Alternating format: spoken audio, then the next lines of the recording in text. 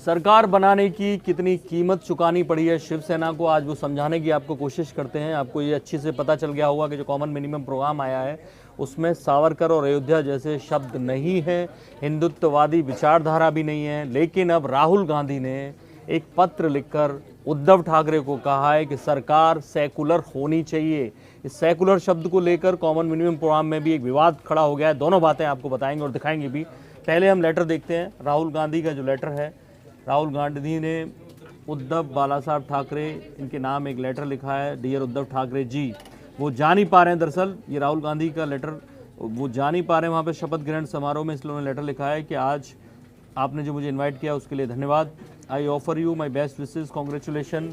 और chief minister बनने के लिए आपको मैं बधाई देता हूँ और मैं रिग्रेट करता हूँ कि इस कार्यक्रम में नहीं आ पाया। और उसके बाद वो लिख रहे हैं आगे जो काम की बातें हैं, the events leading up to the government formation in Maharashtra have set a dangerous precedent for our democracy. I am glad that the Maharashtra Vikas Aghadi has come together to defeat the BJP's attempt to undermine our democracy. वो simple way में लिख रहे हैं कि कैसे BJP के जो प्रयास थे डेमोक्रेसी को ख़त्म करने के, उसके किडनैप करने के, उसको हम लोगों से मतलब महाराष्ट्र विकास अघाड़ी जो तीनों पार्टियों का गठबंधन बना है उसने ख़त्म कर दिया है। अब जो दो लाइन वो लिख रहे हैं उद्धव ठाकरे को specially, The people of Maharashtra have high expectations from the coalition. जो महाराष्ट्र के लोग हैं उनकी बहुत आकांक्षाएं हैं, बहुत ज़्यादा उम्मीदें हैं इस गठबंधन से। और आई एम कॉन्फिडेंट, और मुझे पूरा विश्वास है कि ये जो गठबंधन है ये एक स्टेबल सरकार देगा, एक सेकुलर सरकार देगा और प्रो पुअर सरकार देगा। आप समझ रहे हैं, ये तीन शब्द केवल लिखे हैं राहुल गांधी ने।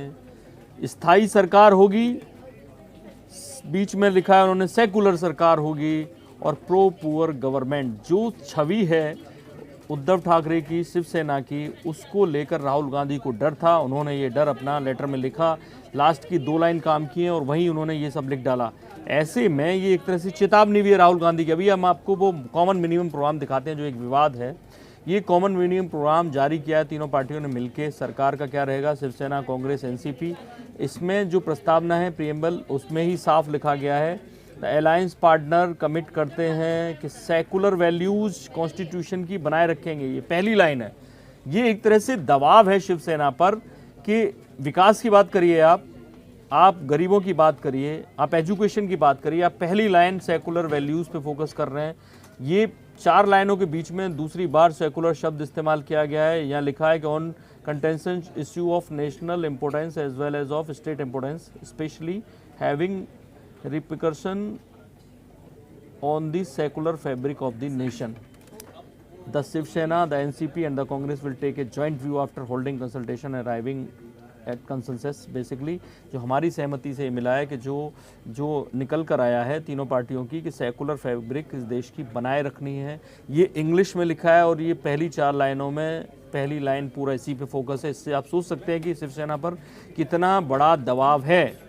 इसके अलावा आप देखिए, अब एक और विवाद इससे शुरू हो गया है कि इसका मराठी जो वर्जन है उसमें कहीं भी पहली दो लाइनों में सेकुलर शब्द ही नहीं है। इसमें जो मराठी वर्जन है उसमें कहीं सेकुलर शब्द इस्तेमाल नहीं किया गया। धर्मनिरपेक्ष वर्ड मराठी में भी इस्तेमाल होता है, वो भी नहीं है। लेकिन एक लाइन में ये जरूर लिख दिया है कि यामच्छे भाषा, जात, धर्म आदि कुटवल्लाही प्रकारचा भेदभाव केला जाना नहीं। यानी धर्म, जाति, भाषा के आधार पर किसी से भेदभाव नहीं होगा। मोटे तौर पर हर सरकार यही कहती है। इसके लिए सेकुलर शब्द या धर्मनिरपेक्ष शब्द का इस्तेमाल नहीं किया गया। ओरिजिनल संविधान में भी नहीं था, इंदिरा गांधी ने बाद में किया था 42वें संशोधन से। तो ऐसे में सेकुलर शब्द का अंग्रेजी में पहली लाइन में आना, अंग्रेजी का जो कॉमन मिनिमम प्रोग्राम है शुरुआत की चार लाइनों में दो बार आना और मराठी में एक बार भी ना आना, वाकई में ये शिवसेना पे जो प्रेशर है, जो कीमत उन्हें चुकानी पड़ रही है, उसकी तरफ साफ इशारा करता है। उस पर राहुल गांधी ने आखिरी वक्त में लेटर लिखकर एक तरह से हिदायत दे दी है कि सेकुलर बने रहना। शिवसेना के लिए ये काफ़ी मुश्किल है। एक तरफ सावरकर गए, एक तरफ अयोध्या राम मंदिर का मुद्दा गया और अब उन पर ये प्रेशर अलग से पड़ा है। कॉमन मिनिमम प्रोग्राम में एक लास्ट लाइन भी माइनॉरिटीज़ पे फोकस है, तो कहीं ना कहीं शिवसेना दबाव में होगी। बाकी बड़ी खबरों के लिए देखते रहिए इंडिया न्यूज़। सब्सक्राइब करें इन खबर। थैंक यू, नमस्कार। इन खबर चैनल को सब्सक्राइब करें और बेल आइकन दबाना ना भूलें।